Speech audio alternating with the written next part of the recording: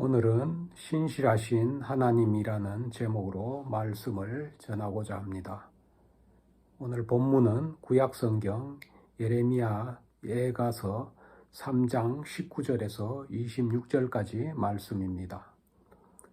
내 고초와 재난 곧 쑥과 담즙을 기억하소서. 내 마음이 그것을 기억하고 내가 낙심이 되어나 이것을 내가 내 마음에 담아 두었더니 그것이 오히려 나의 소망이 되었사오면 여호와의 인자와 긍휼이 무궁하심으로 우리가 진멸되지 아니함이니이다.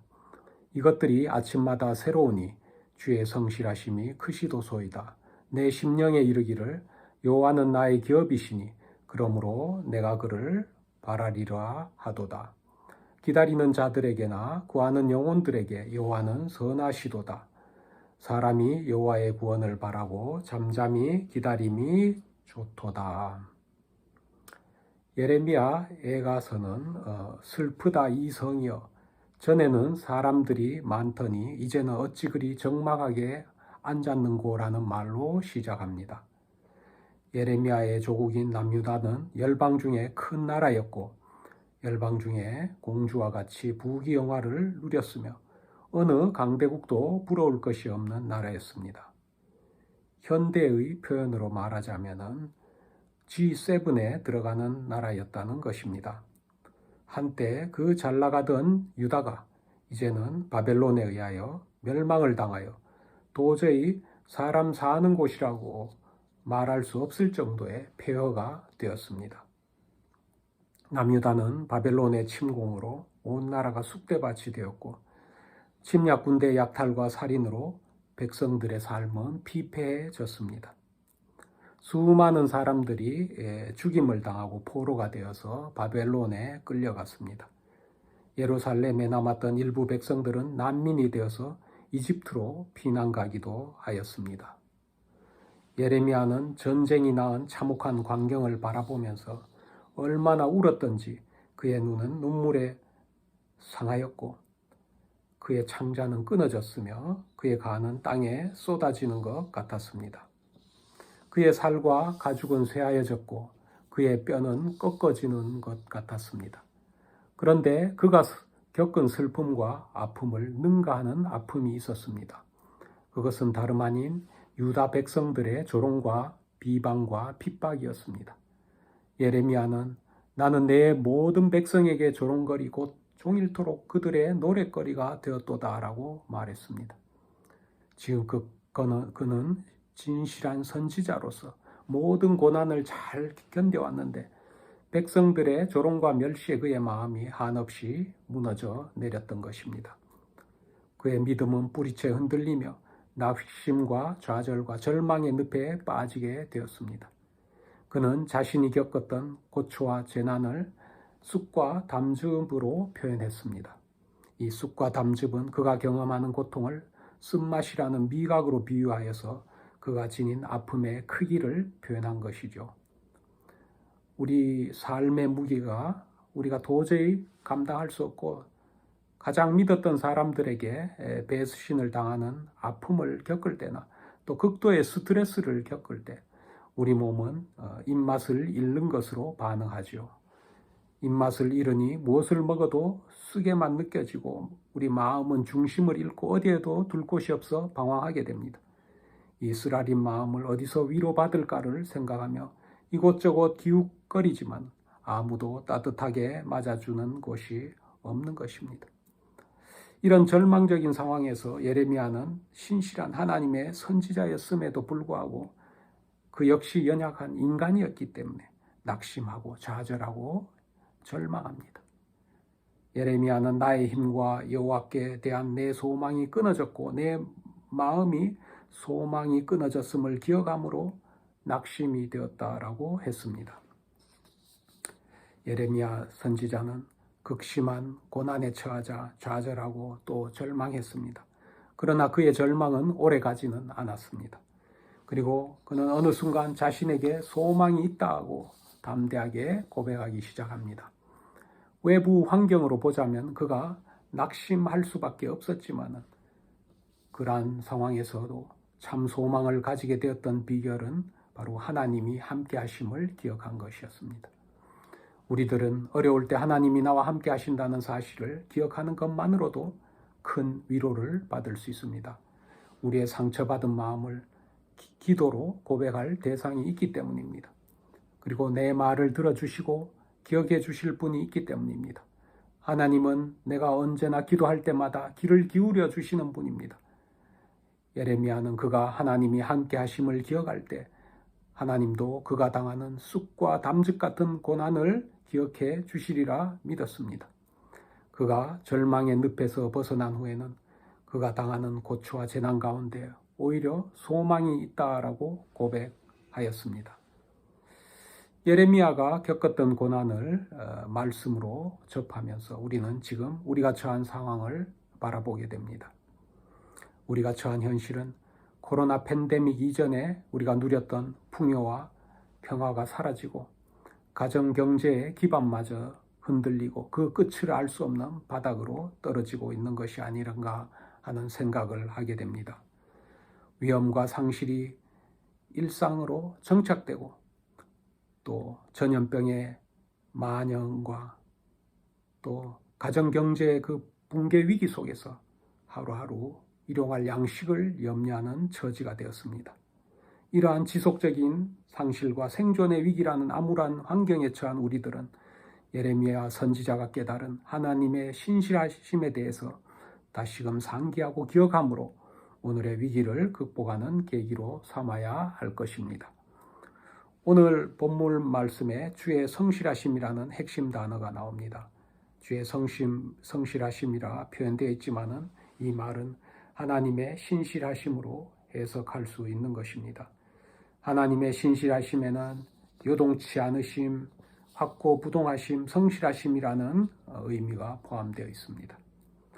우리들이 본받고 배워야 할 하나님의 성품이 바로 이 신실하심입니다. 본문을 통하여 하나님의 성품인 신실하심에 대하여 말씀을 나누고자 합니다. 먼저 하나님의 신실하심에는 하나님의 무궁하신 인자와 긍휼이 있습니다. 하나님의 사랑과 불쌍히 여김에는 여기까지만이라는 어떤 한도가 있는 것이 아닙니다. 하나님은 이집트의 노예로 400년 동안 신음하였던 이스라엘을 해방시켜 주시고 그들에게 젖과 꿀이 흐르는 가나안 땅을 주셨습니다. 이스라엘이 광야를 지나면서 방황하고 범죄하였지만 그럼에도 불구하고 하나님은 인자와 긍휼로 이스라엘을 구원받은 백성으로 살아가게 하셨습니다. 자기 백성을 향한 하나님의 계획은 재앙이 아니라 평안이며 미래와 희망을 주는 것이었습니다. 하나님이 잠시 얼굴을 가리시고 우리에게 고난을 허락하실 수는 있지만 궁극적으로는 하나님이 자기 백성을 영원히 버리시지는 않습니다. 하나님은 인자하신 성품을 가지고 있으므로 우리를 긍휼히 여기시고 보호하실 것입니다. 그러므로 우리는 고난의 멍에를 지금 메고 있다 할지라도 불평하거나 하나님을 원망하지 않아야 합니다. 하나님은 우리가 고생하고 근심하고 절망하는 것을 바라시는 분은 아닙니다. 비록 하나님이 우리가 죄 때문에 하나님의 징계를 받는다 하여도 하나님은 심판과 징벌 자체를 원하시고 기뻐하시는 것은 아닙니다. 하나님은 우리의 진정한 행복을 원하시는 분이십니다. 실패하고 낙오하였을 때, 죄 가운데 방황하고 있을 때 하나님은 우리를 긍휼히 여기시고 사랑과 은혜로 우리를 찾으시고 다가오십니다. 우리들이 하나님께 나아갈 힘과 능력이 없을 때는 하나님이 직접 우리에게 다가오시는 것입니다. 우리는 모든 축복과 재난이 하나님의 절대 주권에 속해 있음을 알고 하나님을 경외하며 철저히 낮아진 모습으로 복종하여야 합니다. 예수님의 공생애는 긍휼과 자비를 실천하는 삶의 연속이었습니다. 예수님은 눈물과 사랑으로 어려움에 처한 사람들을 불쌍히 여기며 사셨습니다. 긍휼의 마음으로 병든 자, 귀신 들린 자를 고치시고 죄인들에게 복음을 전하며 구원하셨습니다. 앞을 못 보는 바디메오의 눈을 고쳐주셨고 그의 믿음을 보시고 구원하셨습니다. 주님은 긍휼의 마음으로 죽은 나사로를 살리셨고 7 귀신 들린 막달라 마리아를 고치셨고 나인성 과부의 죽은 독자를 살리셨습니다. 주님의 사역은 육신과 영혼이 병든 자를 고치셨고 불안과 두려움 속에 있는 사람에게 평강을 주셨습니다. 예수님은 마태복음 25장의 그 최후의 심판 비유를 통해 천국에서의 심판 기준이 사회적 약자에게 베푼 긍휼과 사랑임을 말씀하셨습니다. 이 땅에서 약자를 돌보고 약자에게 긍휼과 자비를 베푼 사람은 하나님의 복을 받고 예비된 천국을 상속받았습니다. 어려운 사람을 돕는 것이 주님을 영접하는 것이며 주님께 행한 것이었습니다. 예수님은 너희가 여기 내 형제 중에 지극히 작은 자 하나에게 한 것이 곧 내게 한 것이다 라고 말씀하십니다. 주님은 지극히 작은 자의 모습으로 우리 곁에 계시는 것입니다. 그러므로 우리가 주님을 대접하고자 한다면 우리 주변에 있는 소외된 약자와 지극히 작은 자를 보살피는 것으로 시작하여야 할 것입니다. 가난한 자를 돌보는 것과 병약한 자를 보살핀 것과 오갈 데 없는 나그네를 품고 돌본 것과 감옥에 갇힌 사람을 돌본 것이 바로 주님께 대접한 것입니다. 어려움에 처한 사람을 구제하고 그들의 고통과 외로움, 슬픔을 함께 나누어야 하는 것입니다. 우리가 하나님의 사랑을 가장 진실하게 실천하는 방법은 주변에 어려운 이웃을 도와주는 것입니다. 가진 것이 없는 사람, 억울한 일을 당한 사람, 장애를 가진 사람, 소외된 사람들에게 주님의 사랑을 베푸는 것입니다. 약자를 돕는 것은 주님으로부터 받은 선물로 받은 긍휼과 자비를 타인에게 나누어 주는 것이기도 합니다. 우리도 하나님의 긍휼과 자비로 구원을 받았고 지금까지 살아온 것이 모두 다 하나님의 은혜인 것입니다. 우리들이 이웃에게 자비를 베푼 것보다 훨씬 더 많은 자비와 긍휼을 주님으로부터 받았습니다.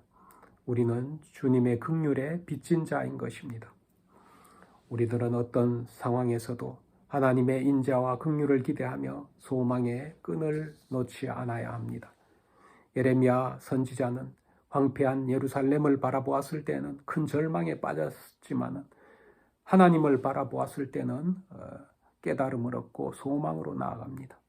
여호와의 무궁하신 인자와 긍휼 때문에 하나님의 백성은 환난을 당하더라도 결코 진멸되지 않음을 깨달은 것입니다. 여호와의 인자와 긍휼은 진노보다 더 큽니다. 여호와 하나님은 날마다 새롭게 은혜를 베푸시는 성실하신 분이시기에 예레미야 선지자는 주님을 기업으로 삼고 오직 하나님만 바라보겠다라고 다짐합니다. 하나님은 당신을 간절히 찾고 구하는 이의 영혼을 선한 길로 인도하십니다. 그러므로 우리들은 주님께 소망을 두고 주님이 베풀어 주실 그 구원을 겸손히 기다려야 하는 것입니다. 또한 우리 그리스도인들은 하나님께서 베푸신 긍휼에 감사하고 세상을 향해 하나님의 긍휼과 자비하심을 전파하는 일을 기쁨으로 감당하여야 합니다. 예수님은 2000년 전 이 땅에 오셔서 사람들과 함께 거하시며 하나님의 긍휼을 그의 삶 전체로 베푸셨습니다. 우리는 예수님의 삶을 본받아 성령님의 능력에 의지해서 긍휼과 자비를 베풀며 하나님의 긍휼하심을 드러내야 하는 것입니다. 우리 주변에 도움의 손길을 필요로 하는 사람들이 많이 있습니다. 우리가 먼저 그들을 찾아서 긍휼의 손을 내밀어야 합니다.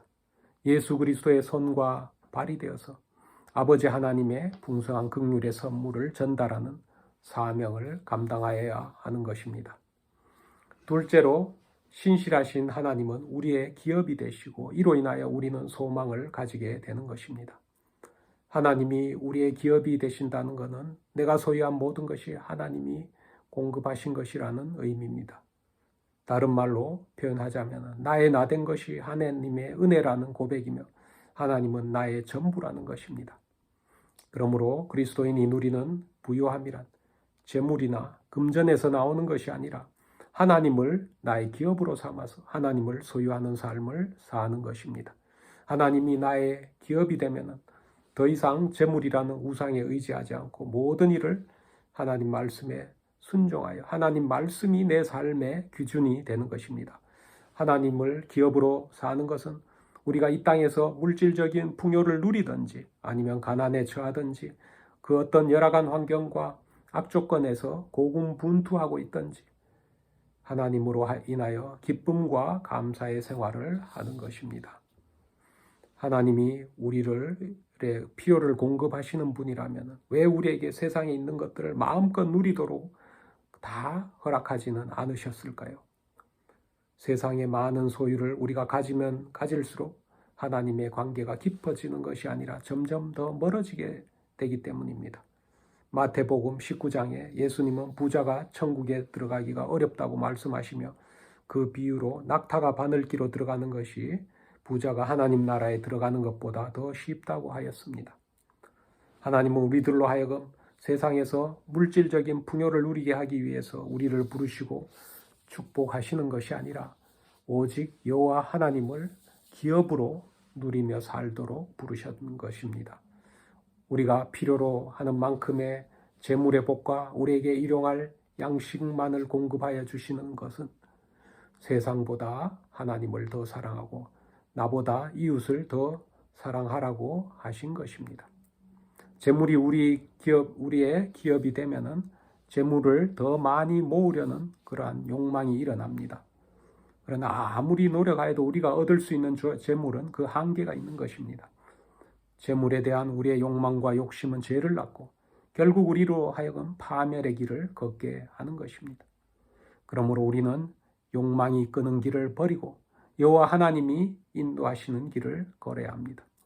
그 길은 여호와 하나님이 우리의 기업이 되는 삶입니다. 하나님이 우리의 기업이 되면은 우리에게 더 이상 부족함이 없는 것입니다. 우리의 부족함을 하나님이 다 가지고 계시고 때를 따라 채워주시기 때문입니다.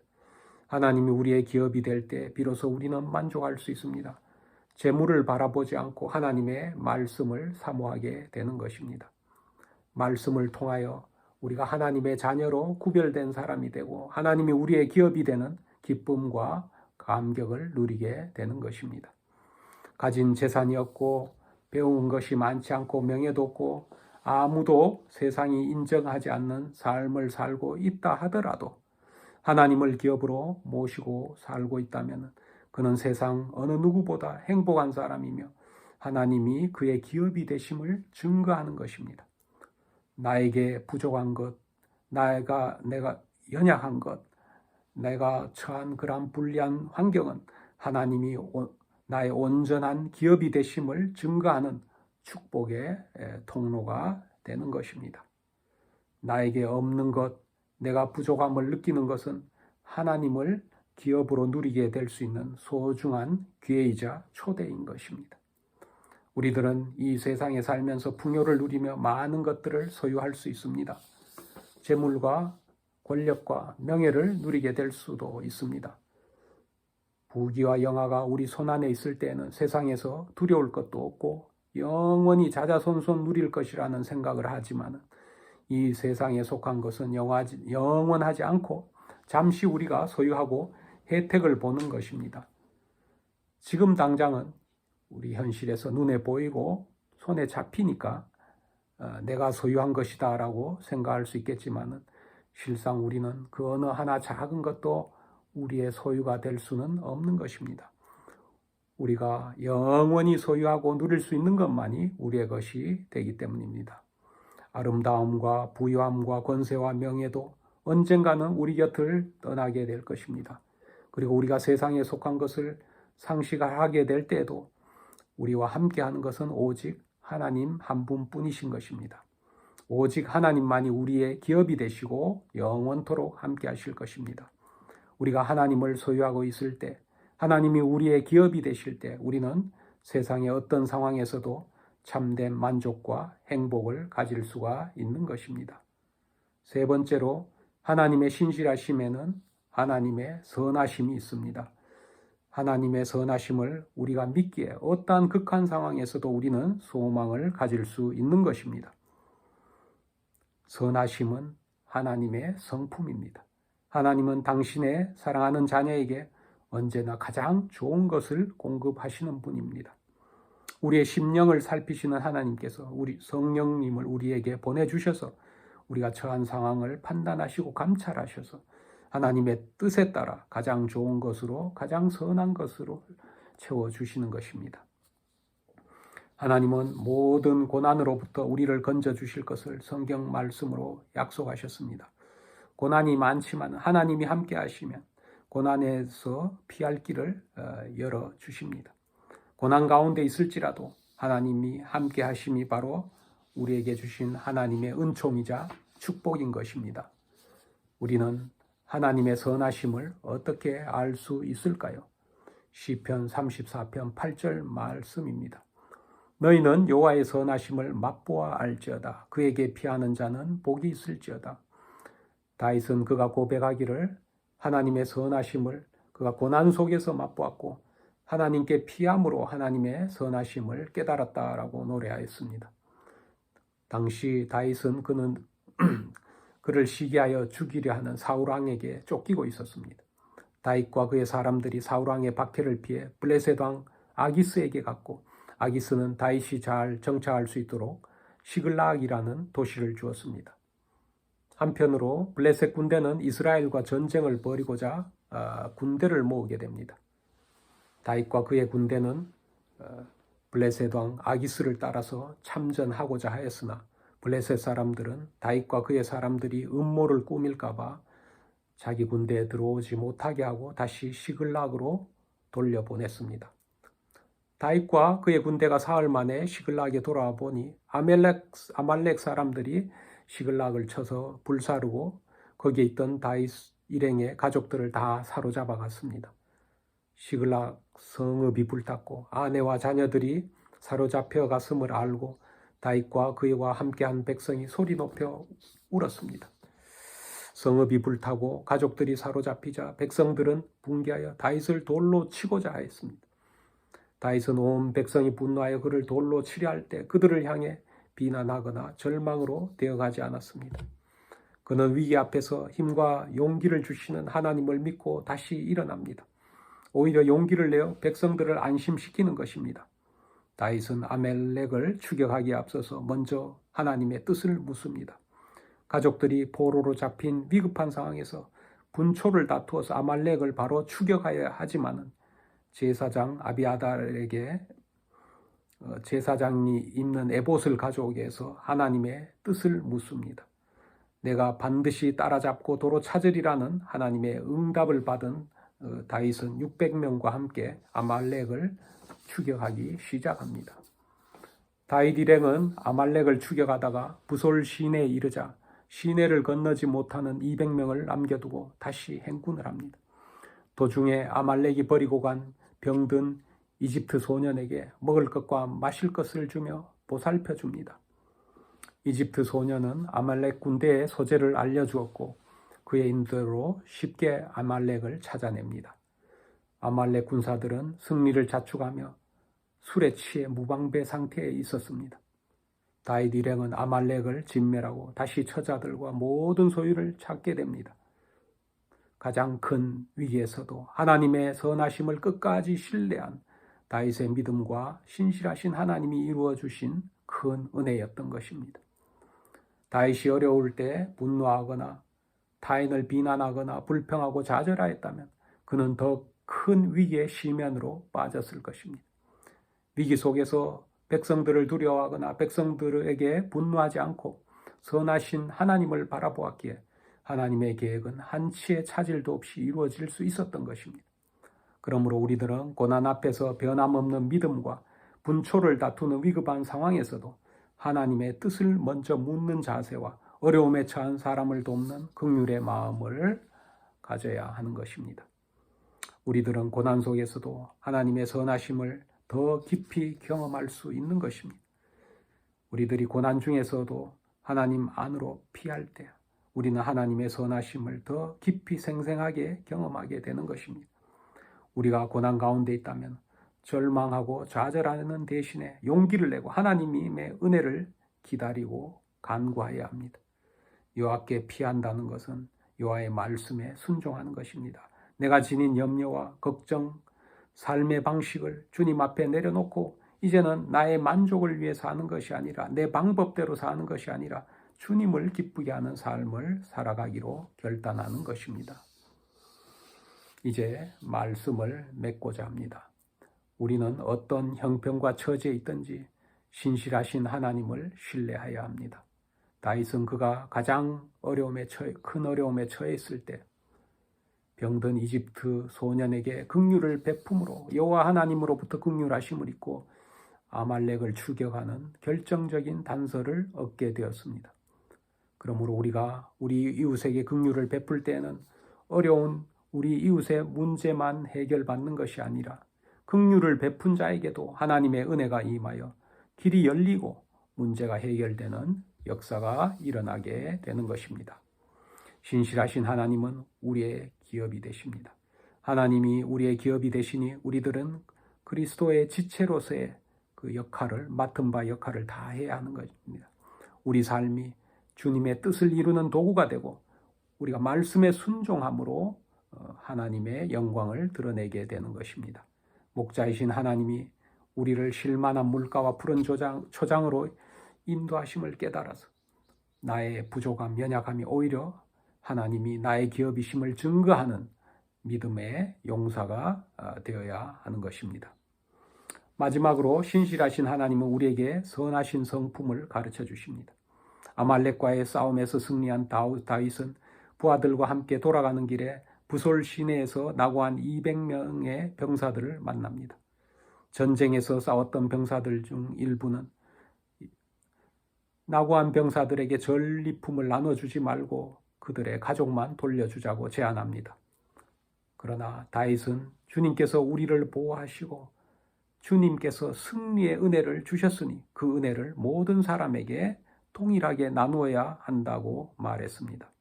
다윗의 선함은 이에 그치지 않고 전리품을 그의 친구 유다 장로들에게까지 선물로 보내는 것입니다. 세상은 우리에게 긍휼을 가르쳐 주지 않습니다.